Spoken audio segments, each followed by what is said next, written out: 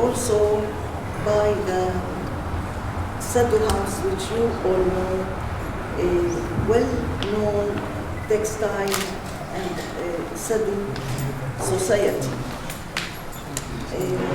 The WCC Asia Pacific region is also proud to have the exhibition held in the premises of a Suddu Craft Cooperative Society, one of its active national entity members who play a very effective role in the crafts in the state of Kuwait.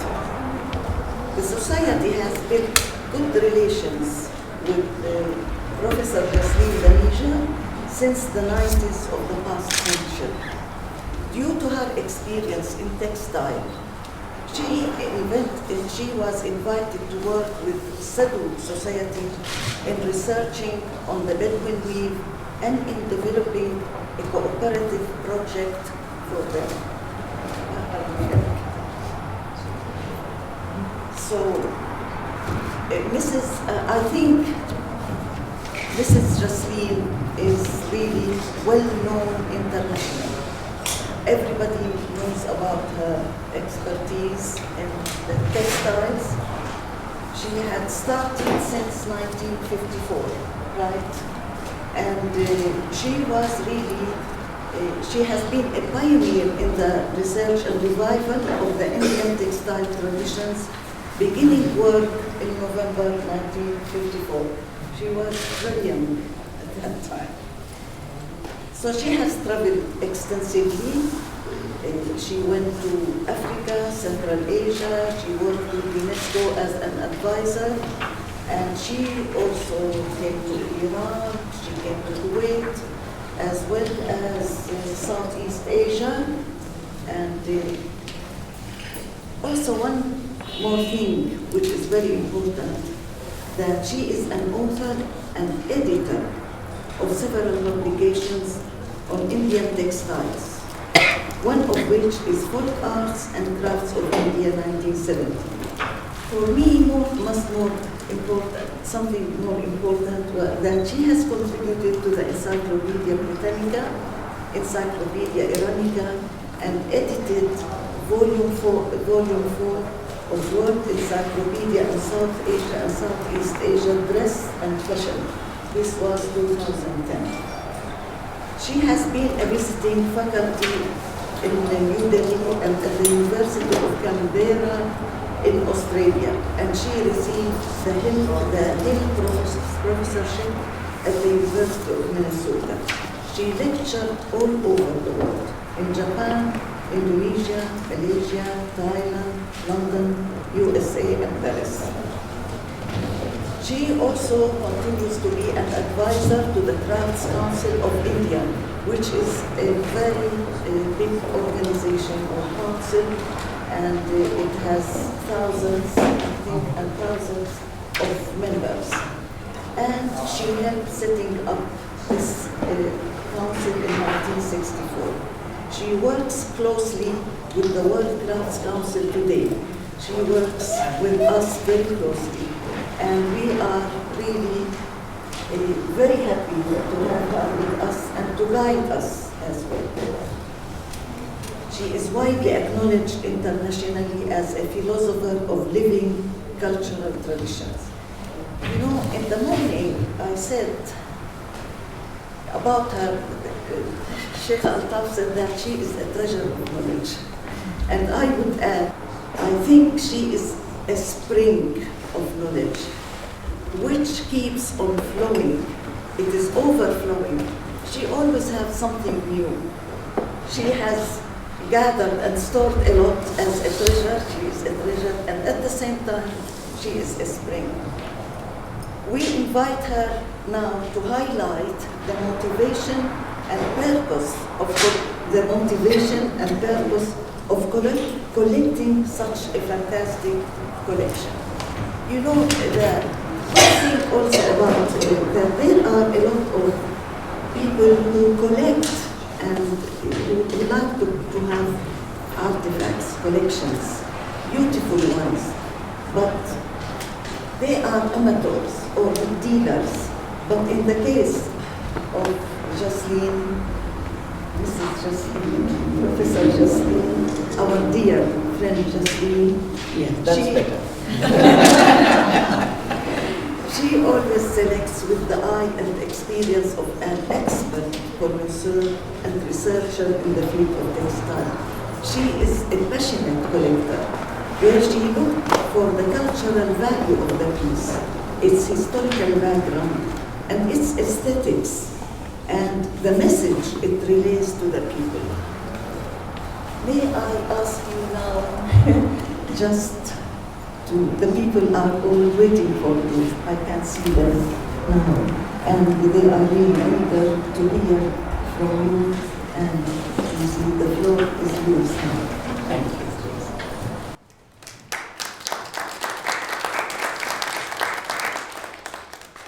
Thank you, Dr. Gada. Thank you, Sheikha Alba, for inviting me here. Thank you for inviting me to Sadu House. I came here 30 years ago, and I feel as if it's my home, and I feel so good that I'm back and that I'm giving a talk, sharing with you my collection. 60 years of my work. I started the collection as I began my work from 1950s, and the first revival work, an exquisite rewoven called the Victorian sari, the Balichari, was woven by a master weaver, Ali Hassan. And he was a master aesthete. He had the love for the beautiful, and he poured it into his work. And today, Monisha has that Balichari sari. And I'm so glad that she has it, because she is a fantastic scholar, has done tremendous work in Ladakh, in Kashmir, and she carried this much further. As Dr. Gada has said, the purpose of collection is to share, because collections are shared, to share with everybody, to share one's love, one's understanding, and to enrich the world. I would like to share also my love for textiles. I see here many familiar faces who have a great love for textiles, and I would like to discuss with them that the art of weaving is actually the oldest technology created by the man. As man evolved, as he moved from hunting and food gathering to a more evolved way of life, it was by creating, first spinning together the pots, patra as we call them, and also for weaving the branches as a cover for the people. And strangely enough, the goat hair woven into a long stretch was known as the chador. and it was meant to cover, to define your face, as the chador is used to cover oneself and to create one's own space. It's because of this that the textile technology has given the word, the vocabulary for, in India, I know, for the esoteric and also for the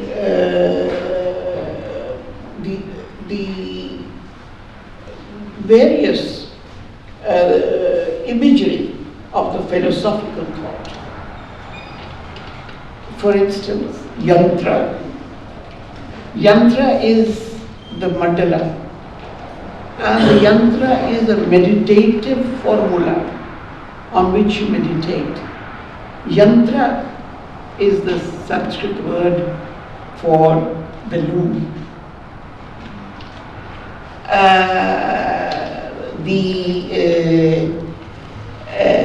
sutra is to string together, and that is the name for the Buddhist texts. The grantha, a sacred volume, is from Bhutanam, from Platinum. And the warp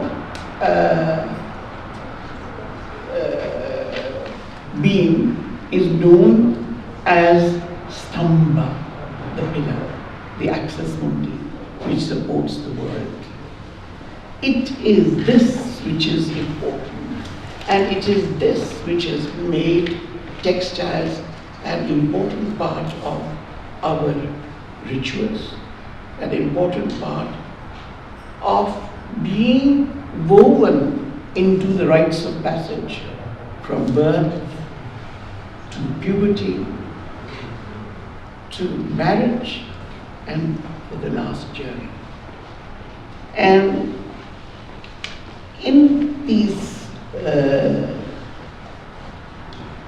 and today, even it's valid, it still is valid. I mean, like for instance, this particular ikat sari that I'm wearing was woven 2 years ago.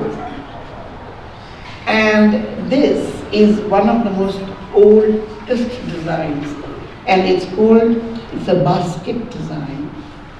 And traditionally, when a girl got married, they used to put a basket of fruits and flowers on her head to signify fecundity, fertility. And then later on, this technique of the ikat technique, the patula technique, was the technique which wove this design, and it was used to place it on the bride's head. This powerful cloth was very important not only in India but all over Southeast Asia. And there it became known as chindai, that which protects. And it was a protective cloth which you used for healing. It was a protective cloth which is mentioned in the Malaysian annals in the 11th century of the warriors going to battle. It was a powerful dowry cloth which belonged to the woman, and she controlled the power in the house in Indonesia because she was the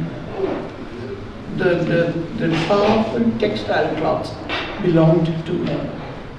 And this is a tradition which goes on throughout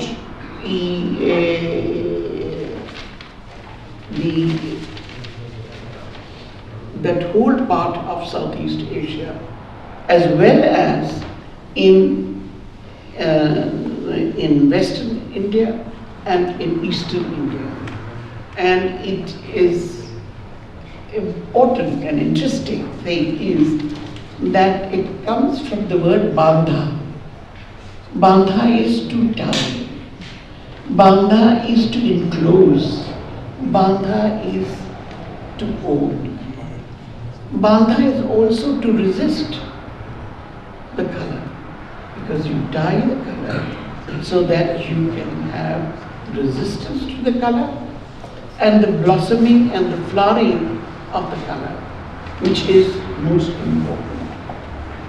The important thing about India is that it has a wide variation geoclimatic, and that geoclimatic conditions govern the expressions that you find, which are multiple throughout India. Today, we have a collection not only from India, but we also have a collection of places where I have worked, which is in Southeast Asia, in Central Asia. And I have made the presentation with the idea of the linkages that existed and the Sufi traditions which traveled throughout Central Asia and which from India, they came to India, they were absorbed into the Indian tradition, and then they carried many of the traditions. So, like for instance, you see the Suzanese, the sunburst, as you will see in the catalogue, the motive of Mitra, many symbolic significance are woven, embroidered and absorbed. Recently, thanks to Dr. Gada, we had an international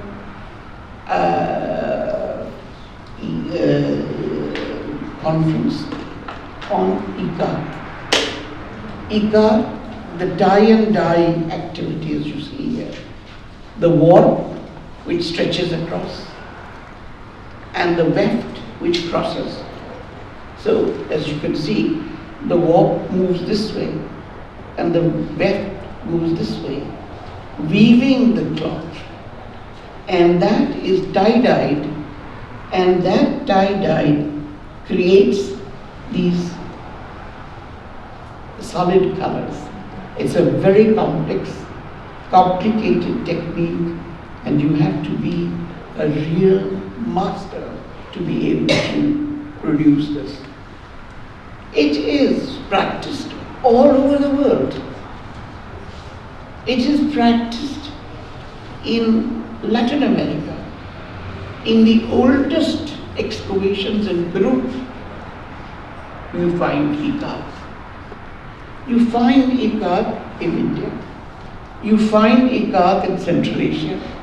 And you find ICAR in Southeast Asia. It stretches across and embraces the whole world. And that is something which is so extraordinary. This sari, this type of a sari, this patola, as it is known, is also supposed to reflect the being of a township and of a community. In Indonesia, the special patola is wrote and preserved in the main shrine, and once a year they take it out and they unwind it. And the shaman, the priest, the keeper of the mystical power of the village, interprets the future of the village by looking at the condition of the patola. So what I am trying to say is that the fabric has a life of its own. The fabric speaks to us. The fabric engulfs us. The fabric is a part of the life as it is lived, as it is absorbed, and therefore it is all-inclusive in our life.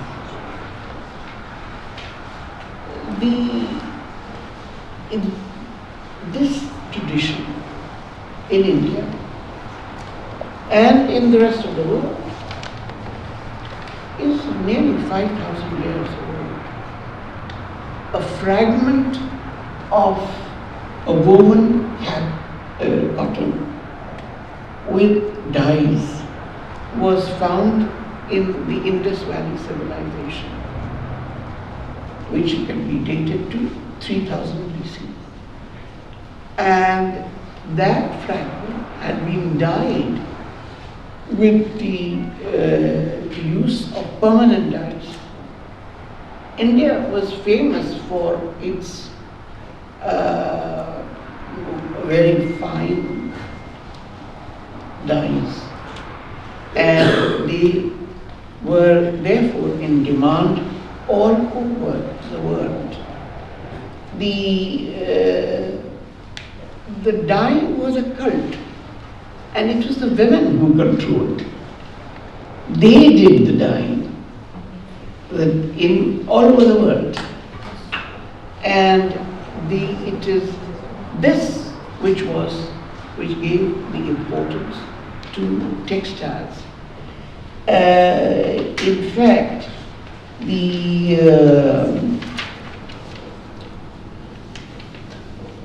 it's because of the fast colors, the printed patterns that were woven, that there was a great demand for the printed fabrics which came from India and found its way through the Gulf, Persian Gulf, and the Arabian Sea, and it also traveled to on the Southeast Asia, and that became a very important part of the spice trade. We know of the Silk Route, which went across the whole of Central Asia, China, and so on. We know of the fur, which went up the Volga. We know of the salt trade, which was in the northern part of Africa. We also know of the spice trade, and they say that the gold of the world poured into India because of the printed textiles, for which there was a great demand, because without spice you could not pickle the agricultural produce, especially the animal produce, and maintain it in the tradition. A 5th century Greek physician said that the finest, richest in dyed fabrics found their way to the Persian court, later on to the Ottoman, and so on. And that very fine was enriching the lives of the people because of the rich color. It was perhaps one of the few areas where the dyed cottons were, and the silks. And silk was brought from China into India and dyed and exported.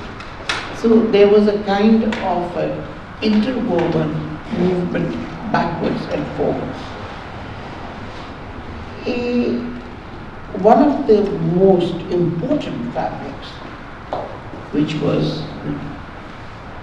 woven in India was the muslin. In Bengal, which is now Bangladesh, they wove such a fine cotton that you could just see it disappear into the wind. And the Romans, there was a great demand for it amongst the Romans. There was a great demand for it in China. There was a great demand for it all over the world. And the Romans called it Debula Venti, the woven wings.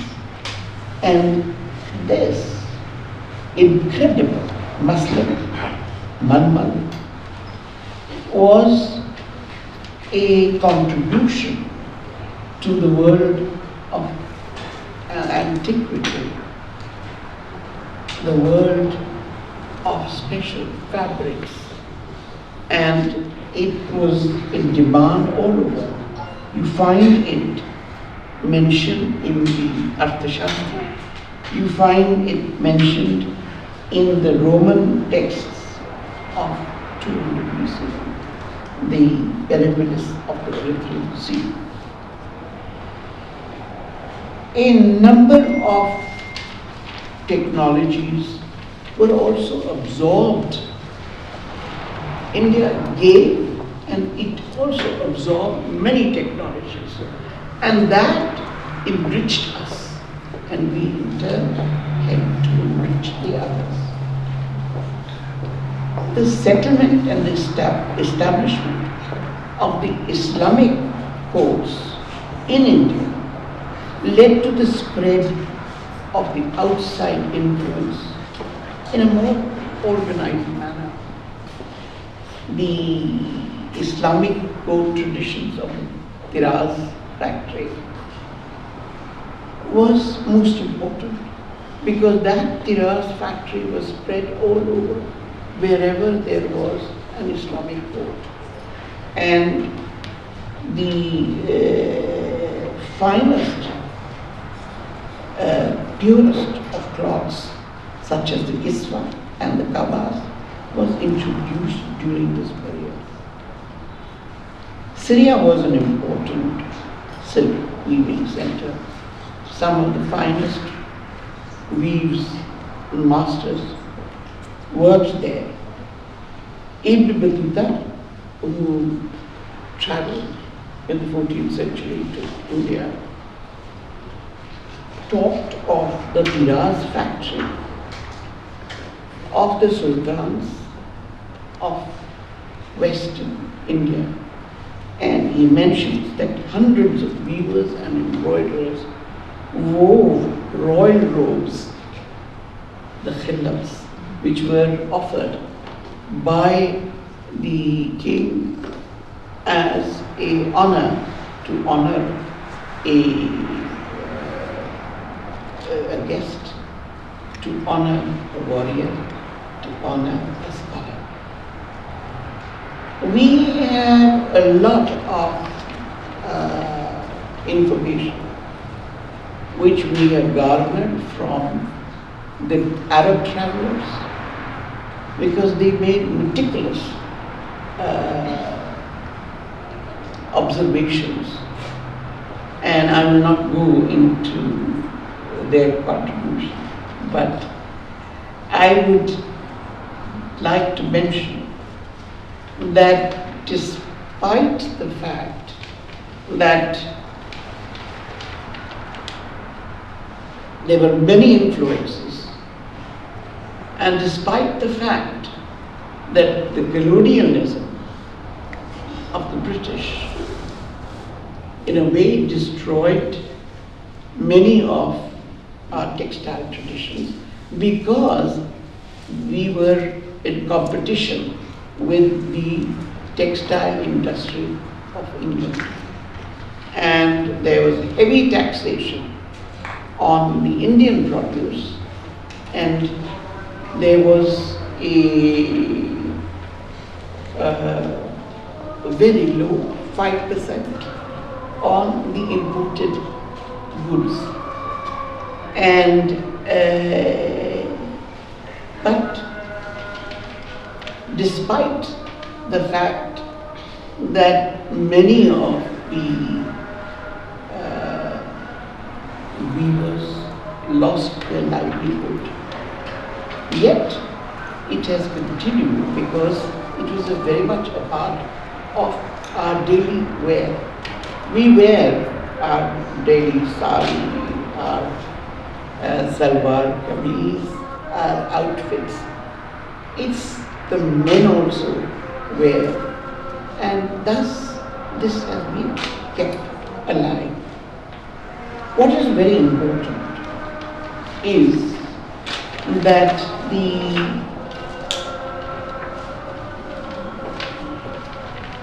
any movement, as I was telling my friends, a revival is important, but an evolution and a development is also important. And I was telling Sheikha that my dream was, when I came 30 years ago to Sadhu House, that Sadhu House would encourage young girls and boys to weave, to maintain the tradition of the beautiful weaves of this region, to take it further and to have them as the great can continue to evolve, because it is this which is important. It is this which will carry us further. And in India, in the past 30 years, young people have given up professions to go back to the traditional art and crafts of weaving, of ceramics, of enameling and various things. There are young people who today who became management specialists at Harvard, came back to India and began the art of weaving and contributed tremendously to the and they are the master dyers, they are the master weavers. And I was happy to hear that because of the initiative that you have taken, that today I met the people from the educational department of Kuwait, that weaving is going to be introduced in the curriculum. And our dream of 30 years ago is coming to life again. And I congratulate you for this. I am very happy you have had this occasion to speak to you all and say to you that it's in your hands to take further the art and the culture and the creativity of your country and of the world. Thank you.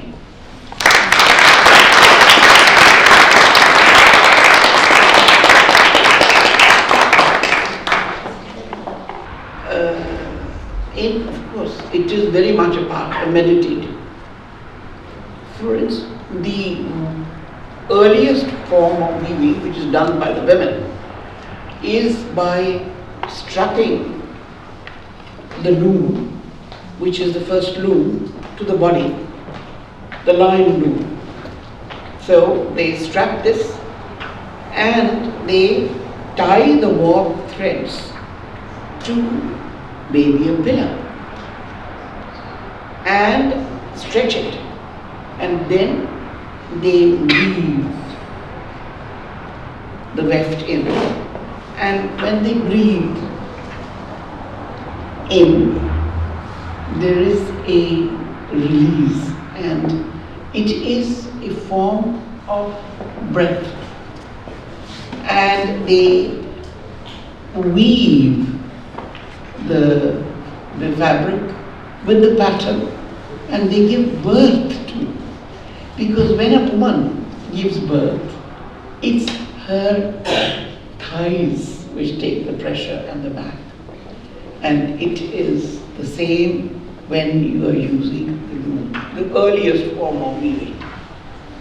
And many of them,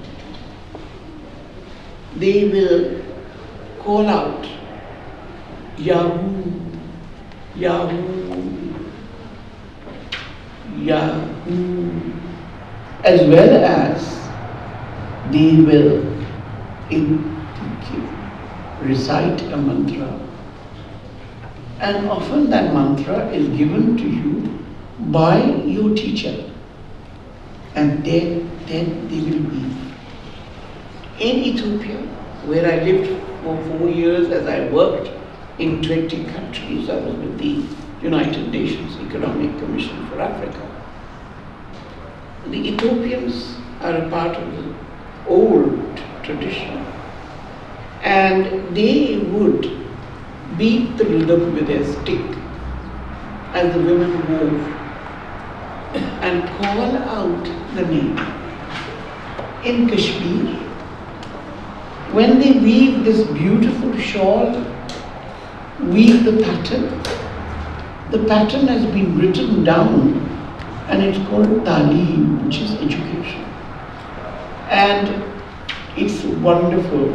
Even today, when you go, they will call out the different colors. Do kala, do pila, ek lal.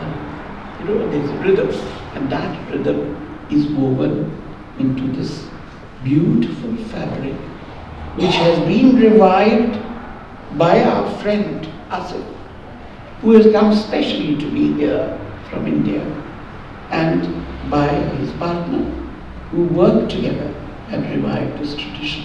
So,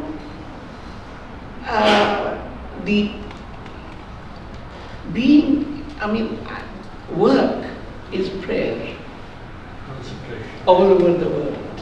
When did the weaving shift from being personal?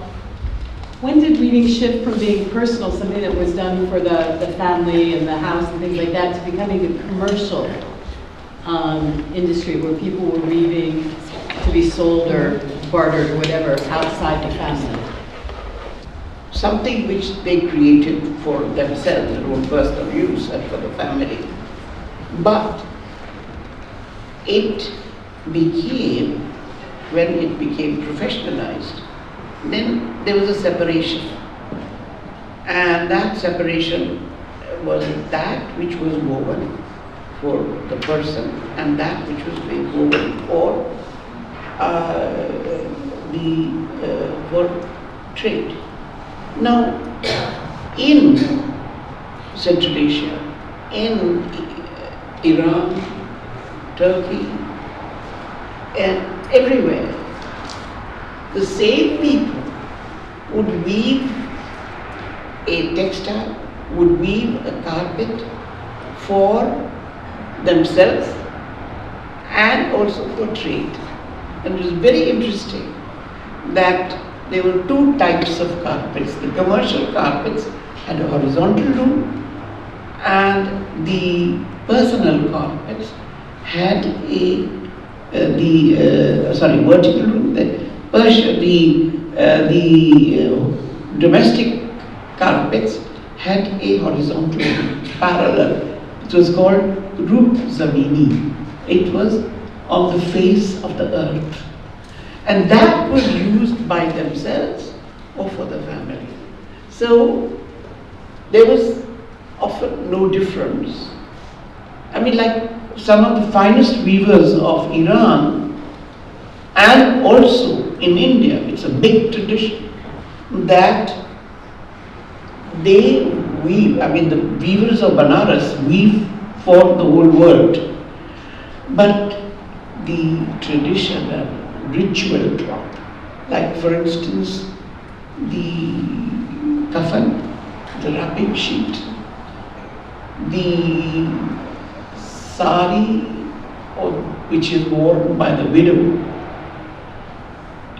The sari which is worn by the widow is woven by the brother of the widow, because he is her protector.